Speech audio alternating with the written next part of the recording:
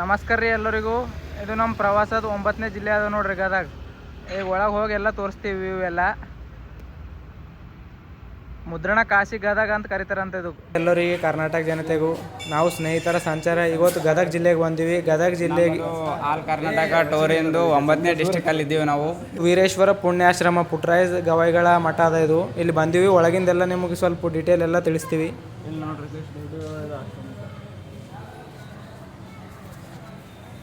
ಇವರು ಪಂಡಿತ್ ಪುಟ್ಟರಾಜ ಅಪ್ಪಂಗಳು ಅಂಥೇಳಿ. ಇದು ಮೂಲ ಸ್ಥಾಪನೆ ಆಗಿದ್ದು ಹಾನಗಲ್ ಕುಮಾರ ಮಹಾಸ್ವಾಮಿಗಳು ಅಂತೇಳಿ. ಹಾಂ ರೀ.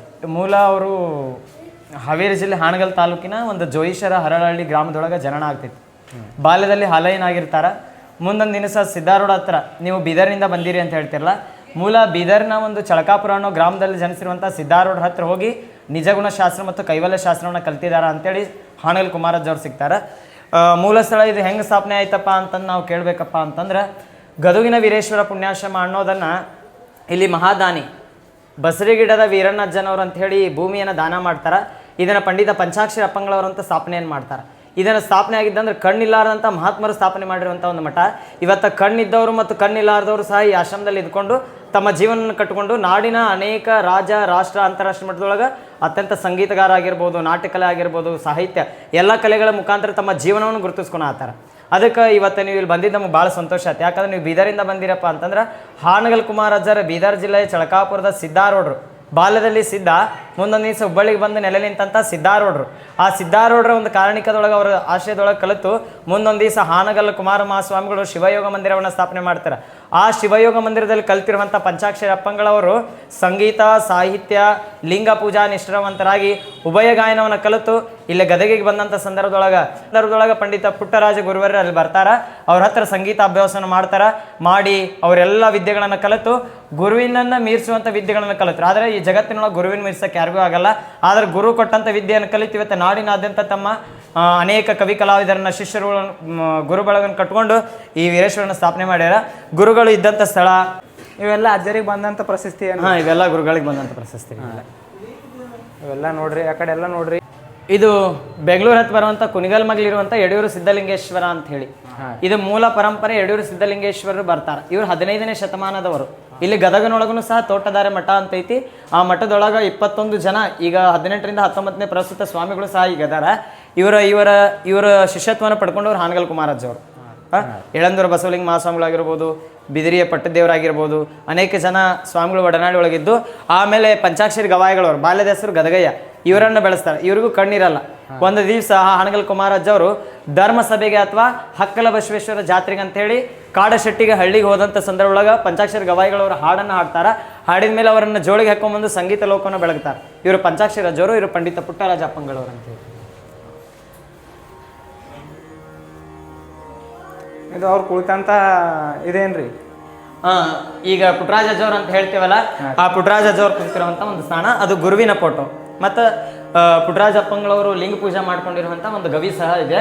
ಅದನ್ನು ಲಿಂಗ ಇದ್ದವ್ರ ಮಾತು ಪ್ರವೇಶ, ಯಾಕಂದ್ರೆ ಅಲ್ಲಿ ಗುರುಗಳು ಇದ್ದಿರುವಂಥ ಸಮಯ. ಇದು ಗುರುಗಳು ನುಡಿಸಿರುವಂಥ ವಾದ್ಯಗಳು, ಬರೆದಂಥ ಲಿಪಿಗಳದ ಲೇಖನಿಯನ್ನು ಈ ಜಗತ್ತಿನೊಳಗೆ ನಾವು ಕಣ್ಣಿದ್ದು ಏನು ಮಾಡೋಕ್ಕಾಗಲ್ಲ. ದೇಹದೊಳಗೆ ಎಲ್ಲ ಶಕ್ತಿ ಇದ್ದು ನಾವು ಏನು ಮಾಡ್ಕೊಳಕ್ಕಾಗಲಾರಂಥ ಸಂದರ್ಭದೊಳಗೆ ಒಬ್ಬ ಕಣ್ಣಿಲ್ಲಾರ್ದಂಥ ಕವಿ ಇಷ್ಟೆಲ್ಲವನ್ನು ಬರಿತಾನೆ. ಒಬ್ಬ ಕವಿಗಳು ಹೇಳ್ತಾರೆ ಏನಪ್ಪ ಅಂತಂದ್ರೆ, ಬರಬೇಕಿತ್ತು ಭಾರತ ರತ್ನ ಪ್ರಶಸ್ತಿ ಪುಟ್ಟರಾಜರಿಗೊಂದು, ಬಂದಿಲ್ಲ. ಏಕೆಂದರೆ ಕಣ್ಣಿಲ್ಲಾದ ಕವಿ ಬರೆದ ಕೃತಿಗಳನ್ನು ಕಣ್ಣಿದ್ದವರು ಓದಲೇ ಇಲ್ಲ, ಅದಕ್ಕೆ ಅದು ಬರಲೇ ಇಲ್ಲ ಅಂತ ಹೇಳ್ತಾರೆ. ಎಷ್ಟು ಸುಂದರವಾದ ಮಾತನ್ನು ಹೇಳ್ತಾರೆ. ಪುಟ್ಟರಾಜ ಅಪ್ಪಂಗಳವರು ಬ್ರೈಮ್ ಲಿಪಿಯನ್ನು ಬರೆದಿರುವಂಥ ಒಂದು ಭಾವಚಿತ್ರವನ್ನು ಅವ್ರು ಇದ್ದೊಳಗೆ ಬರೆದಿರುವಂಥ ಗ್ರಂಥಗಳನ್ನು ಹಾಕಿದ್ದಾರೆ. ಇವೆಲ್ಲ ಅಜ್ಜವ್ರು ಹಾರ್ಮೋನಿಯಂ ನುಡಿಸಿದ್ದಾಗಿರ್ಬೋದ್ರಿ ಅಣ್ಣ. ಮತ್ತು ಮಂಡೋಲಿ ಏನಾಗಲಿ, ತಂಬೂರಿ ಆಗಲಿ, ತಬಲಾ ಎಲ್ಲ ವಿದ್ಯೆಗಳನ್ನು ಕಲ್ತಿದ್ರು ಗುರುಗಳು. ಒಂದು ಸಾಹಿತ್ಯ, ನಾಟ್ಯಕಲೆ, ಸಂಗೀತದಿಂದ ಇವನ್ನೆಲ್ಲವನ್ನು ಕಲ್ತಾರೆ ಅವರು. ಕೊನೆಗೆ ಪುಟ್ಟರಾಜ ಅಜ್ಜವರು ಅವ್ರು ಇರುವಂಥ ಒಂದು ಸ್ಥಳ ರೀ.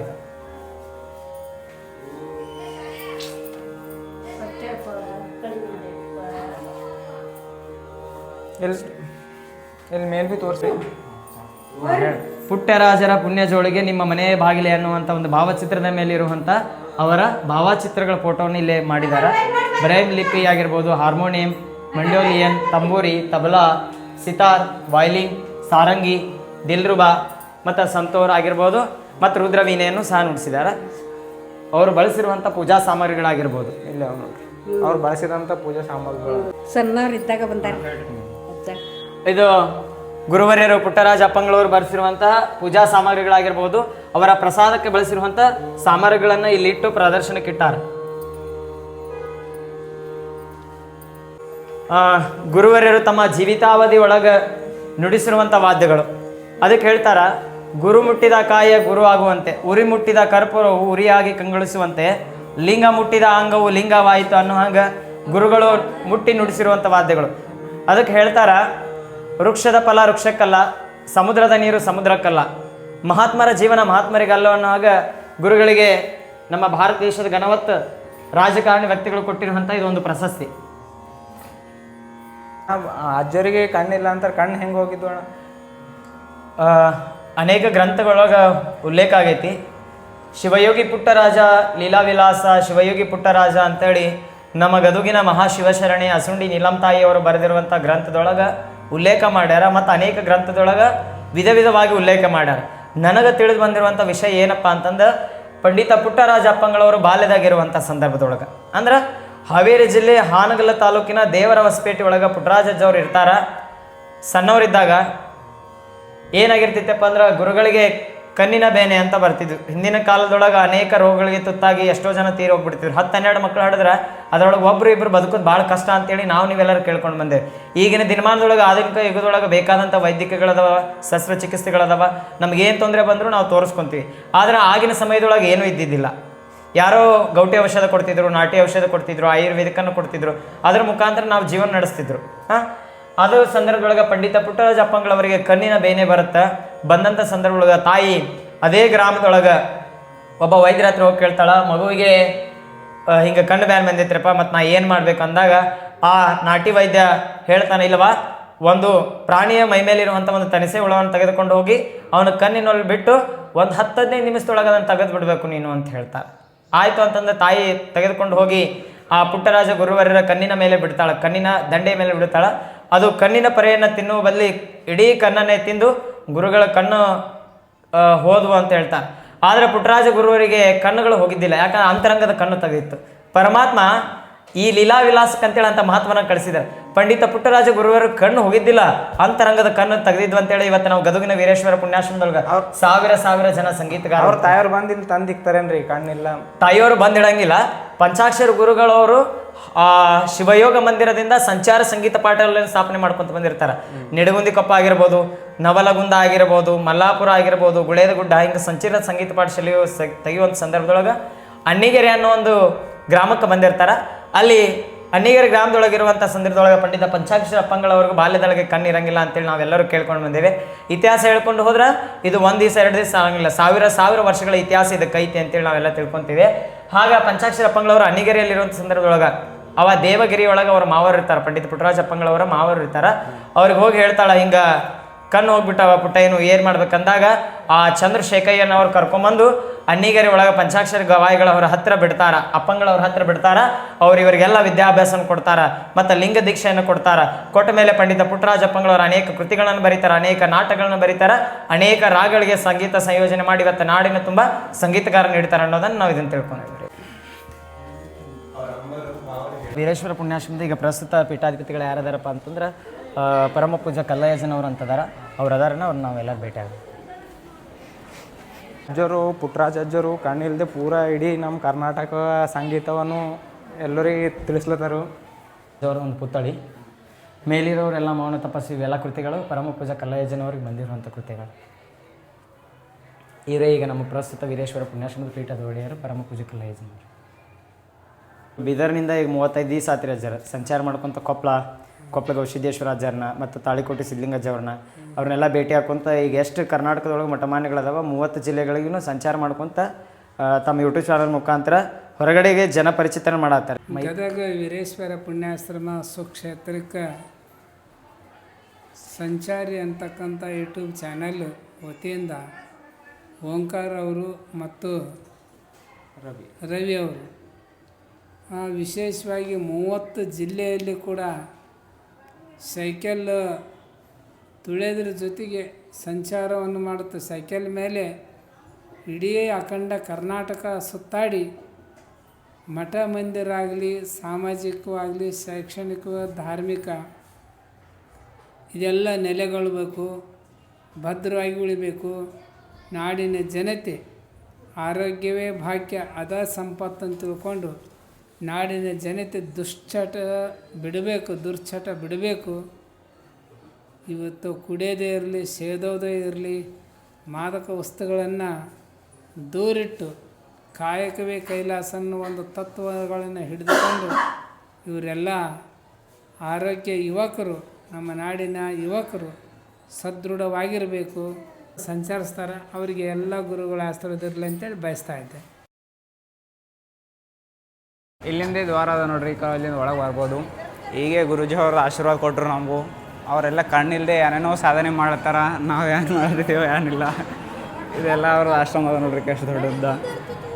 ಕಣ್ಣಿಲ್ಲದೆ ಇದೆಲ್ಲ ಇಷ್ಟೆಲ್ಲ ಮಾಡ್ಲತ್ತಾರ. ಎಷ್ಟೋ ಜನ ಕಣ್ಣಿಲ್ದವರಿಗೆ ಶಿಕ್ಷಣ ಕೊಡ್ಲತ್ತಾರ, ಸಂಗೀತ ಕಲಿಸ್ಲತ್ತಾರ. ಗ್ರೇಟ್ ಅಪ್ಪ ಇವರೆಲ್ಲ. ಎಷ್ಟೋ ಕಣ್ಣಿಲ್ಲದೆ ಜನ, ಕಾಲಿಲ್ಲದೆ ಎಲ್ಲ ಅಂಗವಿಕಲರು ಬಂದು ಇಲ್ಲೆಲ್ಲ ಶಿಕ್ಷಣ ಪಡಿಲತ್ತಾರು. ಅಜ್ಜರ ಕೃಪೆಲಿಂದು ಶಿಲಾ ಮಂಟಪ ಅಂತ ನೋಡ್ರಿ. ಇಲ್ಲೆಲ್ಲ ಸಂಗೀತ ಎಲ್ಲ ಪ್ರಾಕ್ಟೀಸ್ ಮಾಡ್ತಾರೆ ನೋಡ್ರಿ, ಎಲ್ಲ ಪ್ರಾಕ್ಟೀಸ್ ಮಾಡತ್ತಾರ ನೋಡ್ರಿ ಎಲ್ಲ. ಸಿದ್ಧಲಿಂಗೇಶ್ವರ ಮಹಾಸ್ವಾಮಿಗಳು ಇವರು. ಹಾಂ ರೀ. ಇವರು ಶ್ರೀ ಕುಮಾರ ಮಹಾಸ್ವಾಮಿಗಳು ಮತ್ತು ಇವರೇನು ಪಂಡಿತ್ ಪಂಚಾಕ್ಷರಿ ಶಿವಯೋಗಿಗಳು. ಅವರೆಲ್ಲರಿಗೂ ಗೊತ್ತಿದ್ದೀನವ್ರು ಯಾರ ಕಾಮಧೇನು ವೃಕ್ಷಕ ಪಂಡಿತ್ ಪುಟ್ಟರಾಜ ಗವಿಗಳವರು. ಇವರು ಬರೆದಿರುವಂಥ ಗ್ರಂಥಗಳು ಕಲಬುರಗಿ ಶರಣಬಸವೇಶ್ವರ ಪುರಾಣ ಆಗಿರ್ಬೋದು, ಯಡೂರು ಸಿದ್ಧಲಿಂಗೇಶ್ವರ ಪುರಾಣ, ಸಂಗೀತದ ಗಾನಸುದೆ, ಅನೇಕ ಪುರಾಣ ಮತ್ತು ನಾಟಕಗಳ ಬರೆದಿರೋ ಗ್ರಂಥ, ಭಾವಮಂದಾಕಿನಿ, ಶ್ರೀ ಗುರು ವಚನಪ್ರಭೆ, ಅಷ್ಟಾವರಣ ತರಂಗನ ಮಾಲಿಕೆ, ಶರಣಬಸವೇಶ್ವರ ಪುರಾಣ, ಲಿಂಗ ಸೂಕ್ತಂ, ಸಂಗೀತ ಶಾಸ್ತ್ರ. ಕಣ್ಣಿರಲ್ಲಿ ಎಷ್ಟೆಲ್ಲ ಬುಕ್ಗಳು ಹೆಂಗೆ ಬರ್ದಾರಿ ಅಂದ್ರೆ ಅದು ಅಂತರಂಗದ ಕಣ್ಣು ತೆಗೆದಿರ್ತೈತಿ. ಮಹಾತ್ಮರು ಲೋಕದಂಗೆ ಬರಂಗಿಲ್ಲ, ಲೋಕದಂಗೆ ಇರಂಗಿಲ್ಲ, ಲೋಕದಂಗೆ ಹೋಗಂಗಿಲ್ಲ ಅಂತ ಹೇಳ್ತಾರೆ. ಆದರೆ ಪಂಡಿತ ಪುಟ್ಟರಾಜ ಅಪ್ಪಂಗಳವರು ಅಂತರಂಗದ ಕಣ್ಣು ತೆಗೆದಿತ್ತು ಅನ್ನೋದು ಕಾರಣಕ್ಕೋಸ್ಕರ ಇಷ್ಟೆಲ್ಲ ಗ್ರಂಥಗಳನ್ನ ಒಂದು ಚಿತ್ರದ ಮುಖಾಂತರ ಇಲ್ಲಿ ಅವನ್ನ ಪ್ರಸ್ತುತಪಡಿಸ್ಯಾರ. ಇದೆಲ್ಲ ನೋಡ್ರಿ, ಹೋದ್ರಿ ನೀವೆಲ್ಲ ಇಲ್ಲೆಲ್ಲ ಪ್ರಾಕ್ಟೀಸ್ ಮಾಡತ್ತಾರ ನೋಡ್ರಿ. ಸಂಗೀತ ಪ್ರಾಕ್ಟೀಸ್ ಮಾಡತ್ತಾರ ಎಲ್ಲರೂ, ವಿದ್ಯಾರ್ಥಿಗಳು ಬಂದಾರ ನೋಡ್ರಿ. ನಮ್ಮಲ್ಲಿ ಬೀದರ್ದಾಗಿಂತೂ ಏನ್ ಬಿ ಇಲ್ಲ ಪ್ರಾಕ್ಟೀಸ್ ಮಾಡಿಸಲೇಕ, ಸಂಗೀತ ಕಲಿಸಲೇಕ ಪ್ರಾಕ್ಟೀಸ್ ಮಾಡ್ಬೋದು.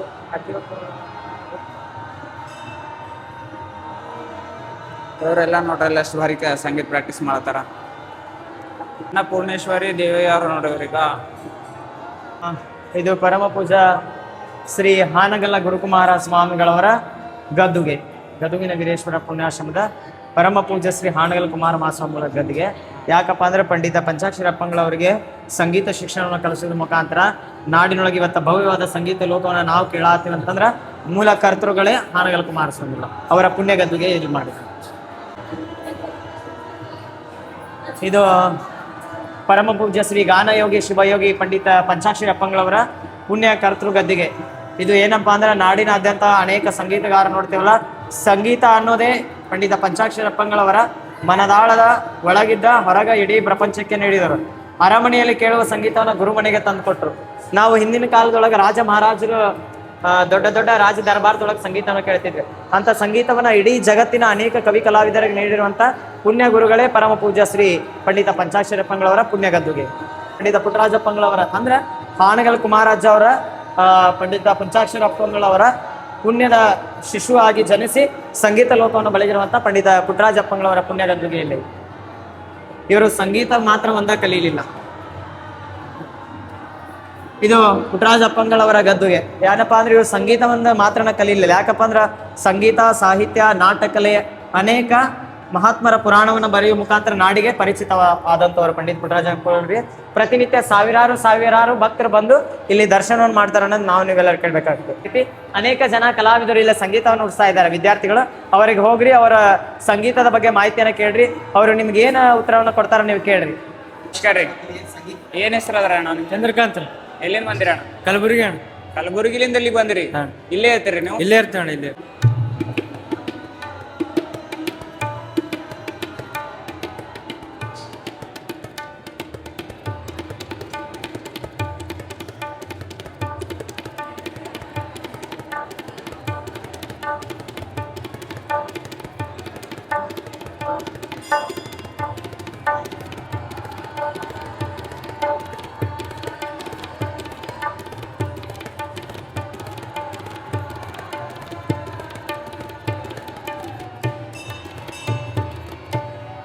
ಚಂದ ಅದ ಅಣ್ಣ. ಏನಂತಾರೆ ಅಣ್ಣ ಇದಕ್ಕೂ? ತಬಲಣ್ಣ ಅದು ಒಂದು ಬೋಲ್ ಅದಣ್ಣ, ತಾತರ ಕೆಡ್ತಕ್ಕ ಒಂದು ಬೋಲ್ ಅದಣ್ಣ. ಡೈಲಿ ಇದೇ ಪ್ರಾಕ್ಟೀಸ್ ಮಾಡ್ತೇವಣ್ಣ. ಧನ್ಯವಾದ ಅಣ್ಣ. ಧನ್ಯವಾದ ರೀ ನೀವು. ನಿಮ್ದು ಯಾವ ಜಿಲ್ಲೆ ಅಣ್ಣ? ಕಲಬುರಗಿ. ಕಲಬುರ್ಗಿ. ಇಲ್ಲಿ ಸಂಗೀತ ಕಲಿಯೋದು ಎಷ್ಟು ವರ್ಷ ಆಯ್ತಣ್ಣ ನೀವು? ನಾವು 3 ವರ್ಷ ಆಯ್ತು. 3 ವರ್ಷ ಆಯ್ತು. ಇಲ್ಲಿ ಎಲ್ಲ ಅಜ್ಜಿಯವ್ರದ ಆಶೀರ್ವಾದದಿಂದ ಎಲ್ಲರೂ ಹಿಂಗೆ ಕಲಿತಾರೆ ಅಣ್ಣ. ಎಲ್ಲರೂ ಚಲೋ ಕಲಿತು. ಒಂದು ಅಜ್ಜಿಯವ್ರದ್ದು ವಚನ ಮೂಲಕ ಒಂದು ಹಾಡು ಹಾಡಿ ಅಣ್ಣ. ಆಯ್ತು ಆಯ್ತು.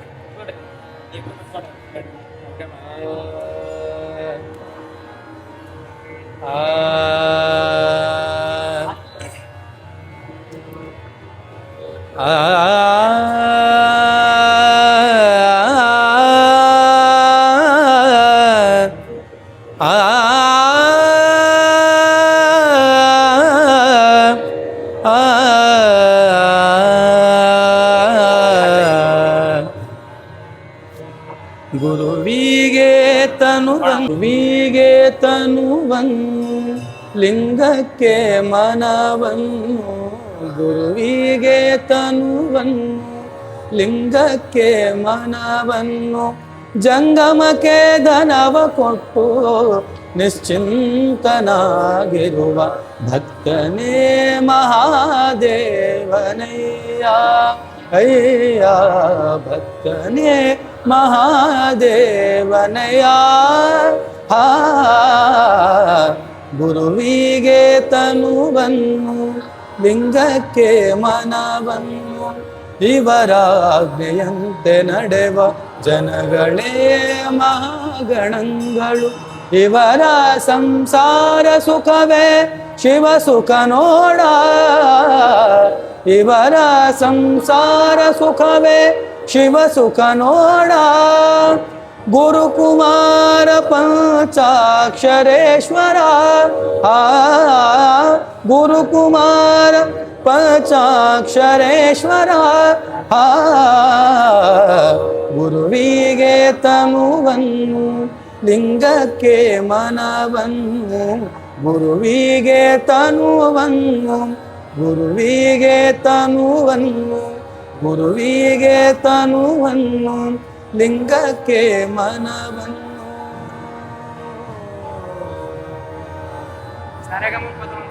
ಸಾರಿ ಭಾಳ ಧನ್ಯವಾದ ಅಣ್ಣ. ಭಾಳ ಬರಿ ಹಾಡಿರಿ. ಭಾಳ ಚಂದ ಅದ ನಿಮ್ಮ ಸೌಂಡು. ಸಾರೆಗಮ್ಮ ಅಂದ್ರೆ ಸಾ ಸರೆ ಗ ಮ ಪ ದ ನಿ ಸಾ, ಸಾ ನಿ ದ ಪ ಮ ಗ ರೆ ಸಾ, ಸರೆ ಗ ಮ ಪ ದ ನಿ ದ ಸಾ ನಿ ದ ಪ ಮ ಗ ರೆ ಸಾ. ಥ್ಯಾಂಕ್ ಯು ಸೋ ಮಚ್ ಅಣ್ಣ. ನಾನು ಸೌಂಡ್ ಅದ ಇಲ್ಲಿ ಕೇಳಿದ್ರು ಮನ್ಸೆಲ್ಲ ಶಾಂತ ಹೋಗ್ಲತ್ತದು. ಇಲ್ಲೇ ಕೊಡ್ಬೇಕು ಅನ್ಸ್ಲತ್ತದು. ಇವ್ರು ಕಲಿಯೋರೇ ಎಷ್ಟು ಭಾರಿ ಹಾಡ್ಲತ್ತಾರ ಅಂದ್ರೆ ಅವ್ರು ಎಷ್ಟು ಭಾರಿ ಹಾಡಿರ್ಬೇಕು.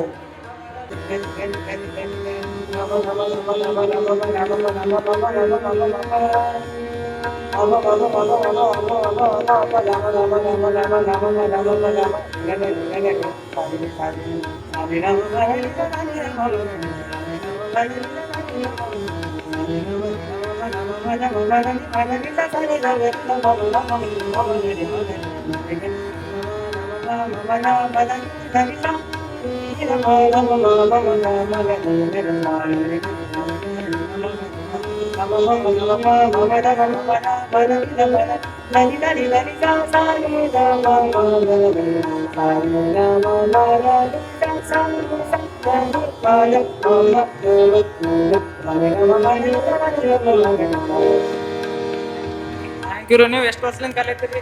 ಈಗ ಒಂದು 3 ವರ್ಷ ಆಯ್ತಲ್ಲ. 3 ವರ್ಷದಿಂದ ಎಲ್ಲ ನೀನೇ ಕಲಿಸ್ತಾರ್ರಿ? ಹಾಂ, ಫ್ರೀದಾಗ ಕಲಿಸ್ತಾರೆ. ಎಲ್ಲರೂ ಬಂದು ಯಾವಾಗ ಪ್ರಾಕ್ಟೀಸ್ ಮಾಡ್ಬೋದು? ಹಾಂ, ಯಾವಾಗ ಬೇಕಾದ್ರೂ ಪ್ರಾಕ್ಟೀಸ್ ಮಾಡ್ಬೋದು. 24 ತಾಸು ರಿಯಾಜ್ ಮಾಡ್ಬೋದು ಇಲ್ಲಿ ಬಂದು. ಅಣ್ಣ ನೀವೇ ಎಷ್ಟು ಭಾರಿ ಮಾಡತ್ತೀರ ಅಂದ್ರೆ ಗುರುಜಿ ಅವ್ರು ಹೆಂಗ್ ಮಾಡಿರ್ಬೇಕ್ರಿ ಎಲ್ಲ ಸಂಗೀತ. ನಮ್ಮ ಗುರುಗಳು ಭಾಳ ದೇವ್ರ ಪುಟ್ಟರಾಜ ಹತ್ತಿರ ಅಂದ್ರೆ ದೇವ್ರೇ. ನಿಮ್ದು ಕೇಳಿದ್ರೆ ಎಷ್ಟು ಚಂದ ಅನ್ಸ್ಲತ್ತದ. ಅವ್ರು ಕೇಳ್ತಿದ್ದೆ ಅಂದ್ರು ಸಾವಿರಾರು ಜನ ಎಲ್ಲ ಬಂದು ಇದು ಎಲ್ಲರಿಗೆ ಆಶ್ರಯ ಕೊಡ್ಲತ್ತಾರ. ಎಲ್ಲ ಕಣ್ಣಿಲ್ದವ್ರಿಗೆ, ಅಂಗವಿಕಲರಿಗೆ ಎಲ್ಲರೂ ಬಂದು ಬದುಕ್ಲತ್ತಾರ ಅಣ್ಣ. ಎಲ್ಲ ಗುರುಗಳು ಅಣ್ಣ. ಕುಮಾರೇಶ್ ಪಂಚಾಕ್ಷರ ಪುಟ್ಟರಾಜ್ ಅವ್ರದೇ ಅಣ್ಣ ಎಲ್ಲ. ಥ್ಯಾಂಕ್ ಯು ರೀ ಅಣ್ಣ. ಥ್ಯಾಂಕ್ ಯು ರೀ ಅಣ್ಣ.